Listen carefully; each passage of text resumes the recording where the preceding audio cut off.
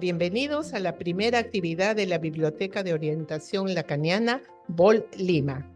En esta oportunidad vamos a conversar sobre el libro Capitalismo, Imagen y Pulsión, ensayos psicoanalíticos sobre nuestra época, editado por Enrique Delgado, además uno de sus autores, del Fondo Editorial de la Pontificia Universidad Católica del Perú.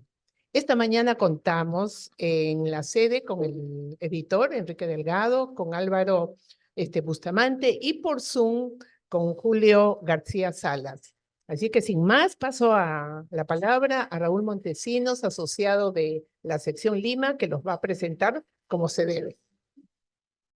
Gracias, Ángela. Bienvenidos a quienes estamos aquí presentes, a Julio en el Zoom y bueno, a quienes nos vayan a escuchar un poco brevemente lo comento. La idea de este espacio es, como decía Ángela, no presentar el libro, sino utilizar estas investigaciones que son 11 voces y a partir de experiencias distintas de autores de diferentes, además, características de diferentes lugares, lo cual lo hace, me parece interesante para aprovechar esas miradas para situar algunas cuestiones que nos parezcan interesantes en torno a la publicación y que inviten a los que no conocen el libro a acercarse a estos trabajos sobre la época, ¿no? Pero bueno, brevemente les presento entonces a las tres personas que están hoy con nosotros. También mencionaré a los nombres de los autores de los ensayos que están ahí, de los 11 ensayos. Está con nosotros Enrique, que como dijo Ángela, es editor del libro asociado, es psicoanalista asociado de la ANEL de Lima, profesor investigador del Departamento de Psicología de la Católica, así como de la Universidad de Lima. Enrique es el editor del libro Ensayos psicoanalíticos sobre nuestra época, capitalismo, imagen y pulsión. Tenemos también aquí a mi derecha a Álvaro Bustamante, quien es psicólogo clínico y magíster en psicoanálisis y teoría de la cultura por la Universidad Complutense de Madrid.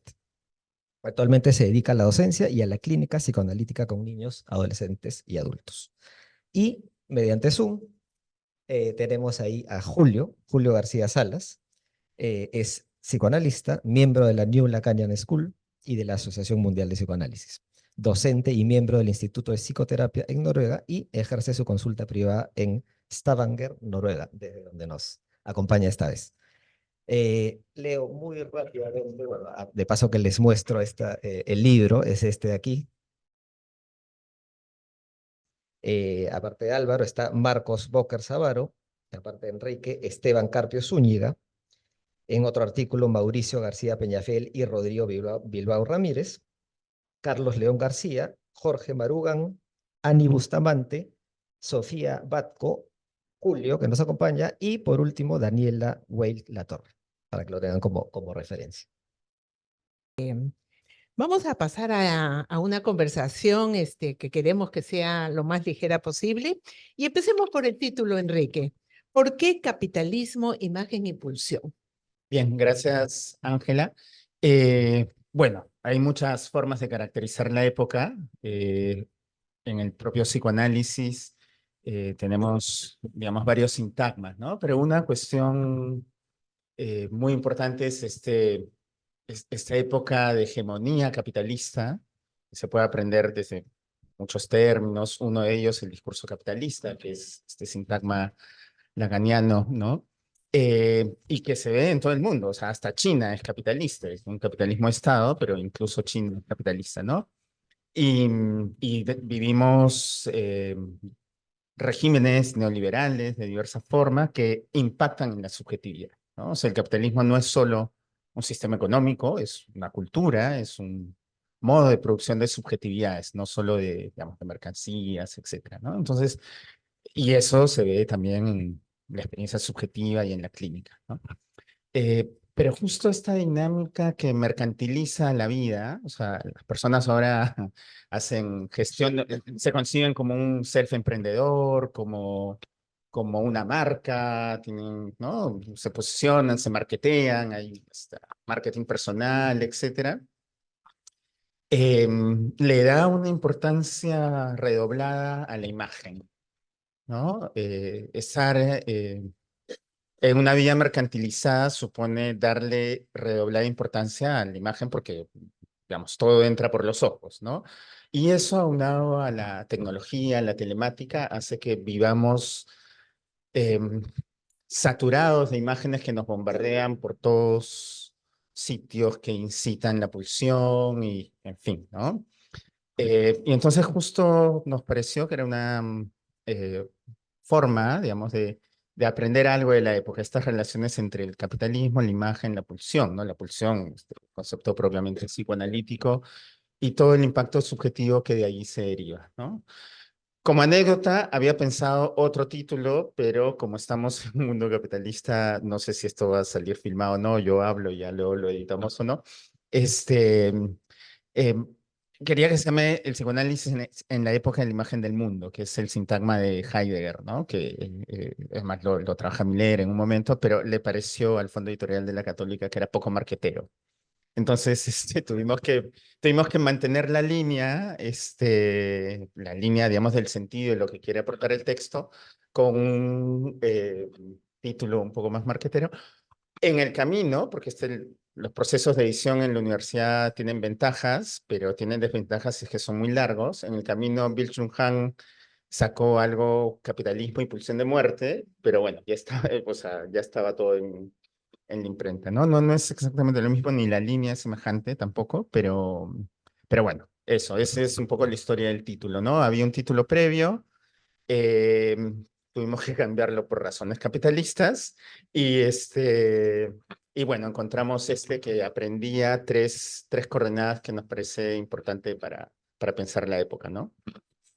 Sí, justamente cuando tuve el gusto de presentarlo en la Universidad Católica, lo que señalaba era este postulado de Lacan, ¿no? De decir que el psicoanalista tiene que estar a la altura de la subjetividad de su época. Es decir, que un psicoanalista no solamente trabaja en el consultorio, sino que lee. Y me parece que este libro nos va a ayudar a leer la época, y en ese sentido voy a pasarle la palabra a Álvaro y que nos cuente, cuando se te invita, capitalismo, imagen y pulsión, ¿qué pensaste? ¿Qué pensaste? ¿Qué voy a hacer? ¿Qué voy a transmitir? En fin, de tu experiencia, de lo que vienes trabajando. Bueno, ciertamente el título como tal me despertó una serie de preguntas que ya venía formulándome por dentro acerca de la época en la que estamos y cuál es el tipo de sujeto que produce una época como la nuestra.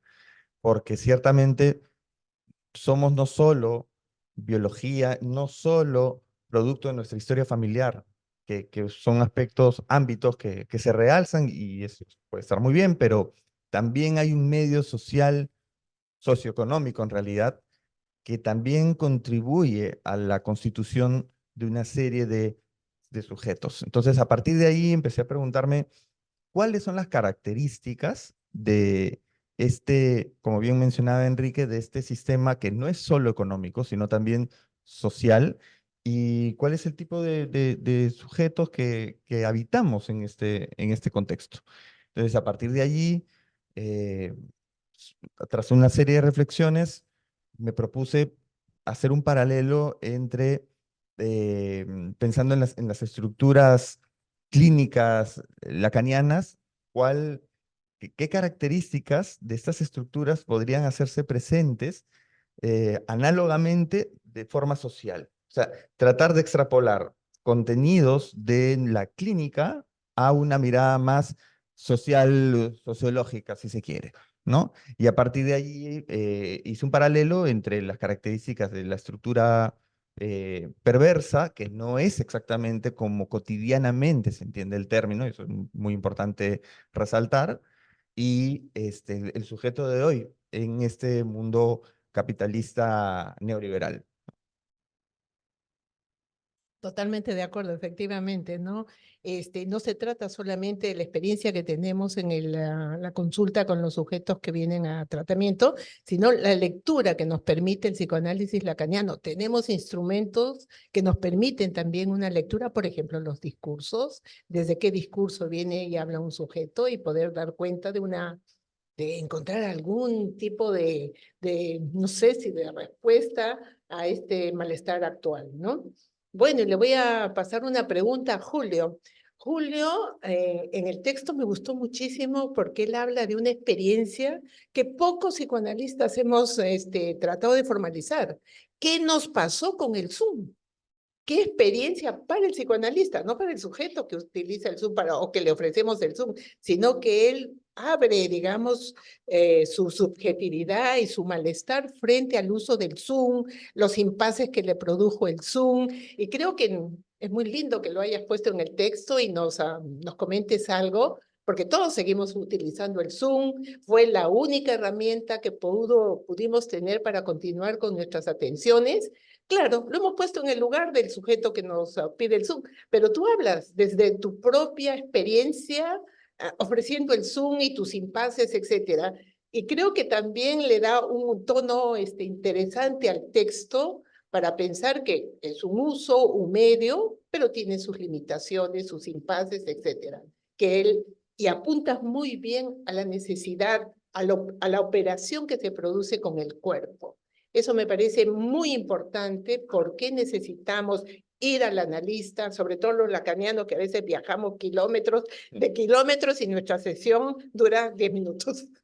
Yo siempre digo, un vuelo de tantas horas y mi sesión 10 minutos, pero esa presencia del cuerpo que libidiniza, que produce angustia, etcétera, tan importante para poder realizar justamente la cuestión de la transferencia, la positiva o la negativa. Entonces, a ver qué nos comentas un poquito más allá del libro, no sé si pido mucho, siempre un poco angurrienta, sobre lo que tú pensaste cuando te dan este título y nos ofreces tu visión sobre el uso del teléfono, el Skype, el Zoom, etc. Bueno, primero que nada agradecerles la invitación a participar en esta conversación y por supuesto aquí que la invitación a participar en el libro. Cuando me planteó él el título, la verdad es que se me planteó un enigma. ¿Cómo darle forma a esto? Yo en aquel momento estaba un poco atrapado por esta cuestión de, no sé si del Zoom en sí, creo que nunca usé el Zoom, de hecho. Aquí se usaba otro programa en aquel momento, en donde estaba trabajando, eh, pero era un poco lo mismo, la misma idea. Eh, y la cuestión de la imagen era algo que veía que estaba un poco atravesando la experiencia de una forma que sentía que no ayudaba. Entonces rápidamente dejé yo la imagen de lado y creo que por ahí eh, eh, eso resonó con el título del libro. Dejé la imagen de lado para activar la escucha. Entonces pasé muy rápido al teléfono y sostuve los tratamientos por teléfono durante el tiempo que fue necesario. Eh,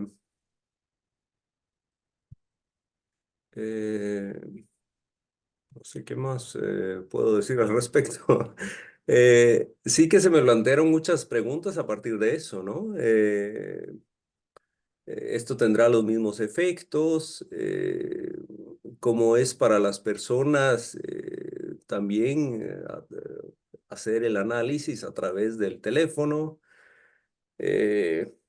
Pensé un poco en mi experiencia personal. Entonces sí, todo este tema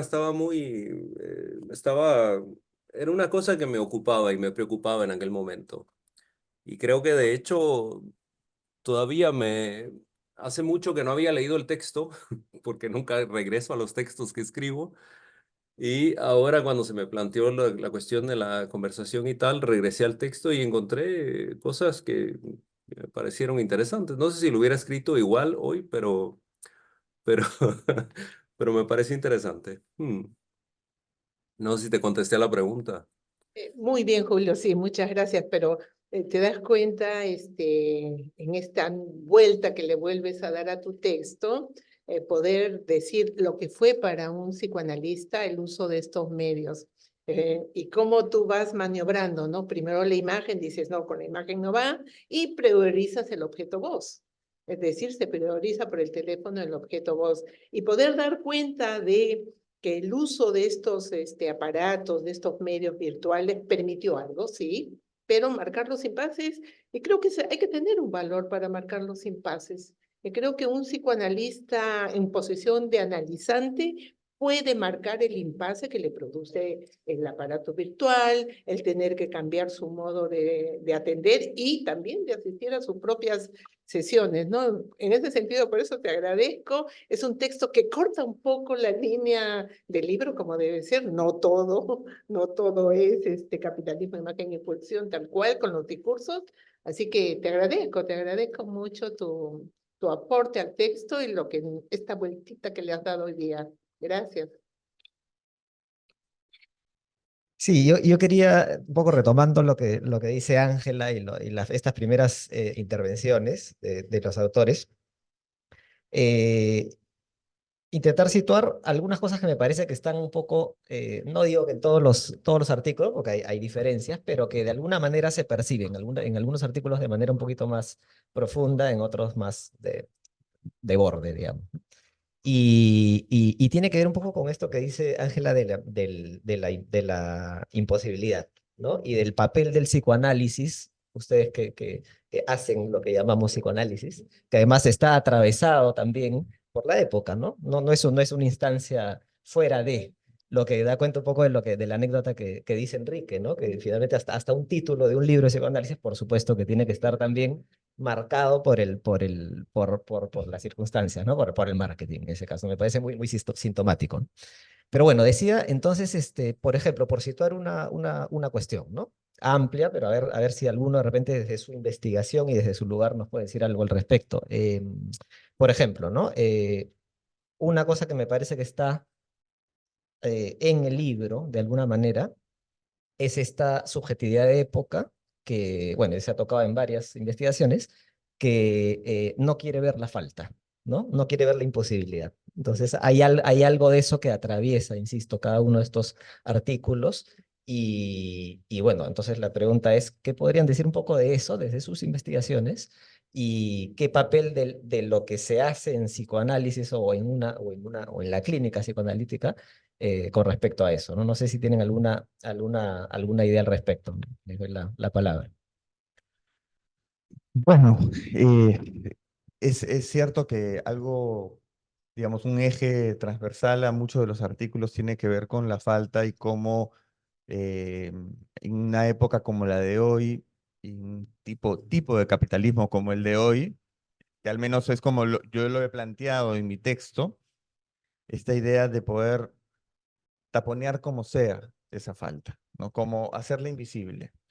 Y es curioso porque si bien se recoge toda una serie de cuestionamientos y de reflexiones acerca del capitalismo de hoy, no podemos olvidar que el psicoanálisis surge en un contexto capitalista también y es una respuesta a- al capitalismo. Solo que hay dos momentos en realidad, un capitalismo anterior, previo, en donde y es un poco lo que sostengo desde mi perspectiva, que este sujeto más freudiano surge justamente cuando las ideas ilustradas de control de nuestra naturaleza, y no solo la naturaleza externa, sino nuestra naturaleza interna, no era posible de justamente lograr ese dominio absoluto de nuestras pulsiones y de nuestro medio circundante. Entonces el sujeto tiene síntomas, tiene sueños, tiene lapsus, es un sujeto que sufre a pesar de todo.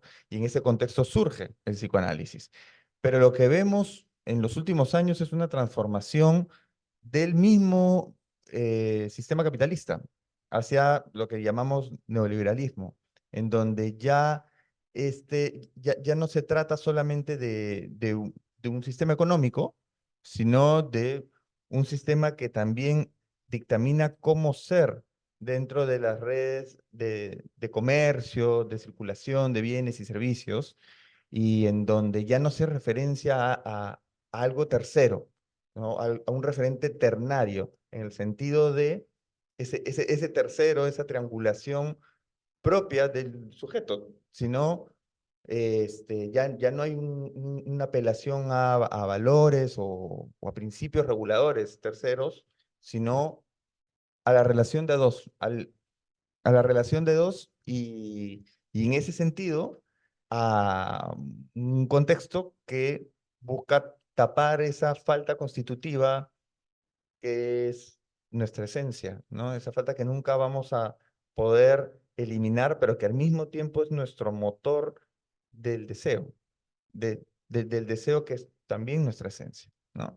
Entonces creo que ese es un punto efectivamente central que recorren los textos que componen este libro, ¿no? Sí. Gracias, Raúl, por la pregunta. De hecho, esta pregunta por la imposibilidad va al núcleo de lo que es el concepto del discurso capitalista, que justamente rompe esta barrera entre verdad y producción, pero no quiero ponerme muy técnico, que no es la idea, ¿no? Pero digamos, justo vivimos en una época donde, como dice el lema de Adidas, ¿no? Impossible is nothing, nada es imposible. Y este rechazo a la imposibilidad supone a su vez un rechazo del amor y un rechazo del inconsciente. Y entonces, em, el malestar contemporáneo, el malestar en la cultura contemporánea está atravesado por este rechazo de la imposibilidad, em, que se intenta taponar justamente con esta dinámica de consumo y mercantilización del coaching, de todo es posible, si tú quieres puedes, vamos, arriba, ¿no? Claro, todo es posible, a ver, ¿no? Conversando con un alumno, a ver, ráscate el cuello con el codo, ¿no? O sea, pues, no todo es posible y nuestra vida se hace a partir de ahí, ¿no? Y entonces creo que es una entrada interesante porque muestra justamente lo esencialmente subversivo del discurso psicoanalítico, ¿no? Frente a un discurso capitalista, digamos, a una dinámica cultural que rechaza la castración, ¿no? El psicoanálisis nos abre a lo imposible, ¿no? Y que estricto es lo real, ¿no? Entonces, no sé, va por ahí y me parece que sí, efectivamente, muchos de los trabajos apuntan a eso. Antes de pasarle la palabra a Julio, es muy interesante. Uno dice, no, se tapa el imposible, al sujeto se le pone en una carretera donde tú puedes, tú lo logras, el éxito, etcétera. Pero lo que realmente se tapa es el deseo. Es la dimensión del deseo que va a tener que ver justamente con el amor, ¿no? Y con poder aceptar en los términos que decimos de la percepción. Es decir, hay cosas que no podemos, hay cosas que no solemos controlar. Y poder hacer justamente de ese vacío del no podemos, del que tenemos un límite, un invento, un algo creativo. Entonces, ¿qué pasa en la consulta? Tú te ves adolescentes, niños, estoy aburrido, no sé qué hacer, y las mamás inventan formas de llevar al chico en vacaciones con los amiguitos, ponerlos en talleres. El chico no puede jugar solo, no puede inventar sus juguetes, no puede hacer nada. Algo del deseo, o sea, el efecto es lo que nos interesa. Se aplasta el deseo, se aplana el amor. El amor ha pasado a ser también una mercancía, ¿no? Tienes que googlear quién es tu pareja, los requisitos, etcétera. Las quejas que uno escucha dejan una pareja porque no tiene, porque no hay. Cuando el amor es un hueco, un vacío, uno no sabe por qué nos aman, qué amamos, ¿no? Es un misterio. Entonces este vacío se tapona y ahí está el amor, el deseo, y claro, las neurosis de ahora son terribles, ¿no? Con un sujeto, vamos a decir, sin esperanza, porque por lo menos uno tiene la esperanza de inventarse en algo en eso que no hay, ¿no? Julio, te escuchamos. Sí, estoy totalmente de acuerdo con lo que han dicho. De hecho, me parece muy atinado el comentario de que el libro trata de la imposibilidad. Eh, y me parece muy bien también tu señalamiento, Ángela, ¿verdad? Sobre mi texto, porque trata de eso del lado del analista, porque se dijo mucho de que Bueno, llegó la pandemia y aprendimos a usar todos estos medios tecnológicos y pudimos mantener los análisis y todo se puede realmente llevar a cabo a través de esto. No sé, hubo mucho debate con respecto a si era posible y tal, pero había una cuestión ahí de no querer aceptar también que hay una cierta, hay una cierta dificultad de hacerlo a distancia, de hacerlo sin el cuerpo a cuerpo. Y me pareció que era importante señalar que había una cuestión ahí que no, que quedaba por fuera y que era importante. Entonces, sí. Mm. Y un poco hablando esto del deseo que ya ha salido, que es un tema que nos atraviesa, lo sabemos, de alguna manera es como que se ha pasado, también aparece en los artículos, ¿no? Pero lo pongo en estos términos de un, digamos, de un sujeto deseante, hemos pasado a un sujeto más bien consumidor, digamos, ¿no? ¿Cómo nos llamamos ahora? Nos llamamos, defendemos nuestro derecho de ser consumidores, ¿no? Además a capa y espada, dice, ¿no? Qué curioso eso, claro, eso está en el artículo de Álvaro, ¿no? Qué curioso ese paso en que no sé si nos hemos dado mucha cuenta de que es así, ¿no? Y las consecuencias que eso trae, con lo que decía también este Enrique, de ciertos, podríamos decir ciertos, sabemos que los significantes son muy singulares, pero también hay unos ciertos significantes de época, ¿no? Que tienen que ver ¿no? Con la producción, con lo mercantil, etcétera, ¿no? Como decía Ángela, con vernos un poco también a nosotros mismos como objetos de consumo. Somos objetos de consumo y utilizamos al otro en esa misma línea, ¿no? Entonces, bueno, un poco tomando eso de ahí, yo diría también que tiene que ver con, y tal vez abro otro hilo, a ver qué nos pueden decir. Tiene que ver un poco con, bueno, por un lado, ¿no? Individualismo, ¿qué pasa con el individualismo y el lazo que sabemos que ha cambiado, que en alguna medida cambia, ¿no? Y por otro lado, con la idea de lo universal, diría, ¿no? Entonces, esto que todos tenemos que ir para un lado, todos tenemos que hacer libros que tengan un título marketero, ¿no? Porque si no, no funciona, ¿no? Todos nos tenemos, Julio, que de repente que adaptar a las... Sí, no digo que esté mal, ¿no? Pero ¿qué hacemos con la virtualidad ahora, ¿no? Entonces, todos tenemos que aceptar sí o sí que las consultas vayan por ese lado, ¿no? ¿Cuáles son las demandas de estos digamos, analizantes, pacientes, que ya no vienen como analizantes o como pacientes, si es el caso, sino como clientes de repente, ¿no? ¿No? Entonces, que vienen a demandar en una terapia, lo digo por eso en todo, pero también en el artículo de Julio. Y bueno, entonces abro ese otro tema para ver cada uno qué nos puede decir. Y de hecho, aprovecho para insertar otro elemento que es el de Udo Bast, el de Enrique, ¿no? El trabajo de Enrique que también trata con un otro más otro, que es el de, ¿no? El otro de la población, ¿no? De los pueblos indígenas amazónicos acá, que también de los que no se habla y no se dice nada. Bueno, deposito todas esos hilos ahí para que cada uno tome algo de lo que le provoca. Bueno, decía que algo que resonaba mucho para mí es, como habías mencionado, es el tema del deseo, ¿no? Y cómo hay cambios con respecto al sujeto en relación con su deseo.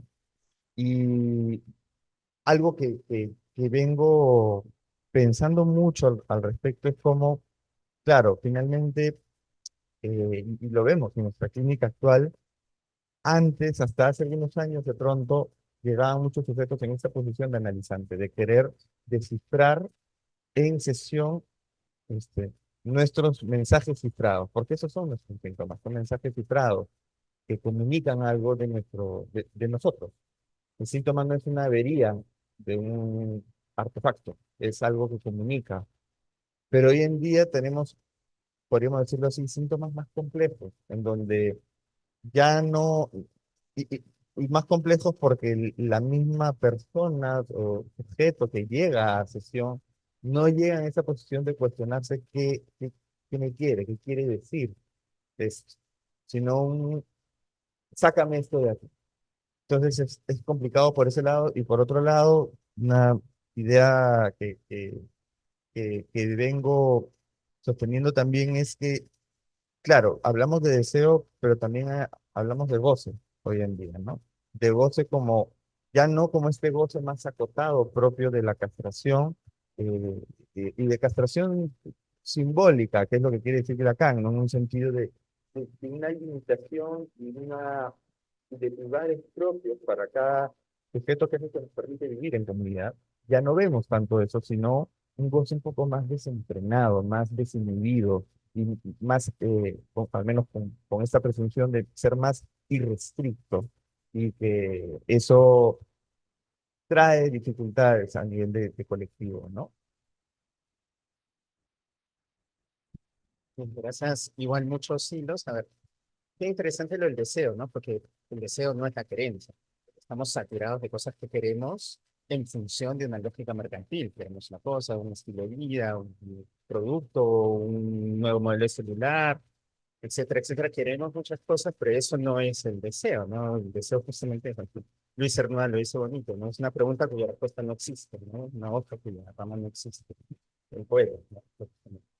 Y entonces, justamente, un poco retomando lo que mencionaba Álvaro, ¿no? Es bien interesante pensarlo porque saturados de querer, dejamos de lado nuestro deseo que supone un vínculo con el otro, necesariamente, ¿no? Con el gran otro. Pero el gran otro en el discurso capitalista es el mercado. El mercado está en el barrio grande. Entonces ahí eh, justamente lo que el análisis permite también pues es, ¿no? Conectar con el deseo del sujeto. Articula la verdad eso es. Pero no es sencillo, porque por ejemplo, en las facultades de psicología ahorita lo que predomina es esta línea de los enfoques basados en evidencia. Entonces es un cuadro de doble entrada, ¿no? Tengo tal problemática, las terapias eficaces son estas cuatro. Si tienes tal otra problemática que además crees que tiene, porque una cosa es el motivo de consulta y otra cosa es el diagnóstico, obvio, ¿no? Y tienes estas cuatro. Para esta otra solo uno. Y entonces, y que lo correcto sería, ¿no? Cada persona que te pide, ese es el discurso prevalente. Cada persona que te pide una orientación, no sé, me siento deprimido, ya, hay estas tres terapias. Para ti es esta, ¿no? Como si fuera, como si estuvieran tan claras estas cosas y como si no hubiera un sujeto detrás, ¿no? Esta cuestión manualizada. Y bueno, es todo un reto, todo un desafío, la presencia del psicoanálisis en medio de estos otros discursos que tienen una hegemonía no solo en lo social, sino en los medios de producción académica. O sea, por eso me ha parecido siempre muy importante que el psicoanálisis con sus propuestas, con sus planteamientos, sea presente en la formación universitaria, en el discurso académico, ¿no? Eso me parece fundamental y por eso también la idea de los libros de estos últimos años. Y sobre los pueblos indígenas, específicamente los amazónicos, voy a decir un par de cositas, ¿no? Primero, estamos aquí en Perú, ¿no? Entonces, claro, siempre hay los lazos pensamos los lazos de Lacan o el psicoanálisis con Perú, era amigo del doctor Treyes, hay varias cosas, ¿no? Pero hay otro tipo de lazo, un poco eh, del que creo que no hemos hablado mucho, y es que, eh, bueno, Lacan era muy amigo de Levi-Strauss, influyó mucho durante una época, muchas personas han tratado esa temática. Y el trabajo de Levi-Strauss, digamos, abreva del trabajo con pueblos indígenas de todas partes del mundo, en particular en América, incluyendo, por ejemplo, toda la familia de los jíbaros. La familia jíbaro, del término antiguo, es una familia lingüística donde están los Awajún, los Guantís, los Achuar, y algún otro que ahorita no se me viene el nombre. Y Awajún y One Piece fueron justamente los pueblos de estos sucesos trágicos del Baguazo, ¿no? Que ilustran muy bien una dinámica sociopolítica del capitalismo que tiene que ver con la desposesión, ¿no? Es necesaria la desposesión de determinados medios de producción para que luego haya explotación, pues, resumiendo mucho. Entonces, estos sucesos trágicos ocurridos acá en el Perú, que tienen que ver con una política extractivista. Somos un país con una economía bastante extractivista, eh, cuyo PBI depende en gran medida de industrias extractivas. En términos de extensión, muchos dicen somos un país amazónico, pero no solo en términos de extensión, el 80%, por ejemplo, de los territorios ancestrales de los pueblos indígenas amazónicos están concesionados, ¿no? Para industrias extractivas, sin contar toda la actividad ilegal, la trama ilegal, el narcotráfico, que solo con decir narcotráfico ya hay un impacto tremendo en la dinámica de nuestro país, como lo vemos ahora en la política. O sea, y minería ilegal influye en las políticas que vivimos día a día en nuestro país. Y todo eso está en territorios de pueblos indígenas. Entonces, pensar los pueblos indígenas y en específico los pueblos indígenas amazónicos, los andinos son un poco más trabajados, pero los amazónicos no tanto. Y claro, desde Lima es difícil porque nosotros vivimos usualmente de espaldas en la Amazonía, es como lo exótico, me voy de vacaciones, y sin embargo nos afecta de todas las formas posibles, o sea, la propia economía, la propia política, etcétera, tiene que ver con lo que ocurre ahí con los pueblos indígenas, que además son el pueblo, los pueblos, los pueblos indígenas amazónicos con mayores niveles de vulneración de derechos humanos en nuestro país, ¿no? Y toda la interseccionalidad que podamos decir, si es mujer, si es gay, si es, ya, se suma al hecho de ser indígena amazónico, ¿no? Y entonces eso es parte de lo que ocurre en nuestro país, es parte de lo que creo que como psicoanalistas tenemos que leer, porque, ¿no? Aunque no esté aquí, probablemente la madera de esa mesa viene del territorio de un pueblo indígena, y probablemente más de una digamos, tala ilegal de madera, etcétera, ¿no? Muchos, o sea, incluso los recursos tecnológicos salen de minería ilegal y ilegal también, por todo el impacto que esto tiene en nuestras vidas y en el pueblo. Entonces, nada, vengo desde hace algunos años trabajando con ellos y intentando pensar algo de leer algo en nuestra época con los recursos del psicoanálisis desde Perú, ¿no? Y ahí encuentro lo que quería retomar interesante, porque, digamos, me acerco a los pueblos indígenas con categorías lacanianas que tienen muchas fuentes, entre ellas una herencia en Levi-Strauss, quien bueno, pensó en los pueblos indígenas de América, y entre ellos, por ejemplo, el jíbaro, ¿no? Muchas veces, incluso después de, eh, de que Lacan ya haya hecho algunas elaboraciones, eh, presenta, por ejemplo, en la alfarera celosa Levi-Strauss un mito aguajún de Totem y Tabú, es aguajún, pero es como la versión aguajún de Totem y Tabú. Utiliza la botella de Klein para ilustrar otro mito, es súper interesante. Y entonces es como que desde Perú nos topamos con los pueblos indígenas, pero también desde las categorías lacanianas que hemos aprendido y que ponemos en práctica, ¿no? O sea, hay como una doble filiación que me parece, bueno, interesante, digamos. Me dicen que el tiempo se nos acaba, Julio. ¿Qué nos quieres, ya para terminar? Te escuchamos. Sí, yo puedo hablar un poco sobre lo que me ocupa en estos momentos eh, con respecto al discurso de hoy en día aquí en donde yo estoy, en Noruega. La cuestión del Estado y con respecto a la clínica, lo que hay hoy en día es mucho control.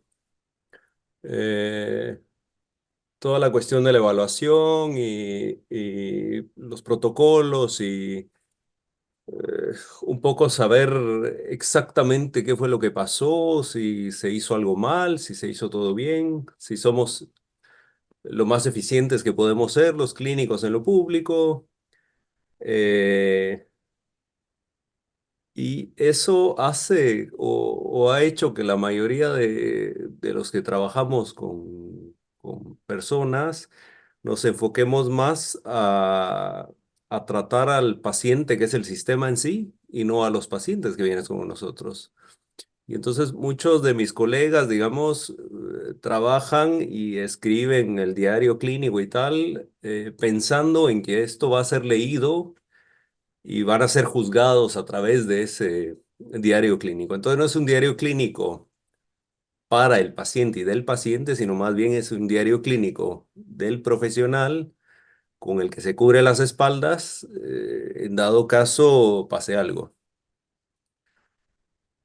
Yo creo que tiene que ver con lo que estamos hablando, desde una perspectiva un poco más desde la clínica. Eh,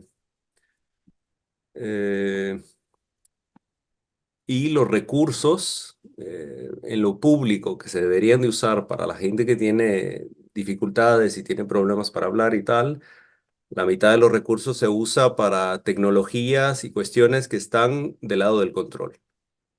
Del lado del control y de los protocolos, que todo viene ahora sistemático a través de programas de computación que uno casi que ni siquiera necesita hablar con el paciente para obtener las respuestas que uno tiene que tener.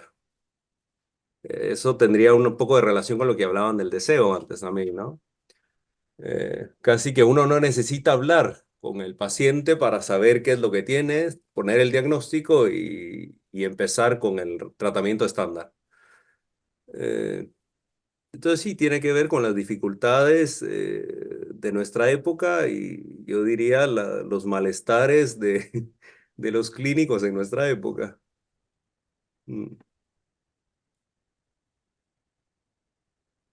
Bueno, muchas gracias, Julio, por la conexión, tu tiempo. También agradecer a Álvaro, muy especialmente a Enrique y su esfuerzo por invitar a escribir a los psicoanalistas lacanianos de Lima y de más allá de la frontera, porque invita a sus compañeros de la Universidad Complutense y agradecer tu esfuerzo, que la Universidad Católica, más allá del marketing, algo escucha en Enrique, que publica estos textos. Y bueno, y para todas las personas que nos van a escuchar en redes, este libro lo tienen, por supuesto, en la Universidad Católica, pero si no quieren comprarlo, no pueden venir a leerlo acá en la biblioteca de la sede, en la sección Lima. Gracias. No sé si vale, pero si están fuera de Perú, ponen en Google Play y en Google Play lo consiguen. O sea, está en Google Play también. Ese es un buen uso de las redes, por ejemplo. Muy bien, muchas gracias y hasta una próxima oportunidad con los demás personas que nos acompañan y nos escuchan. Gracias, Raúl, y a todo el equipo de la Biblioteca de Lima. Gracias.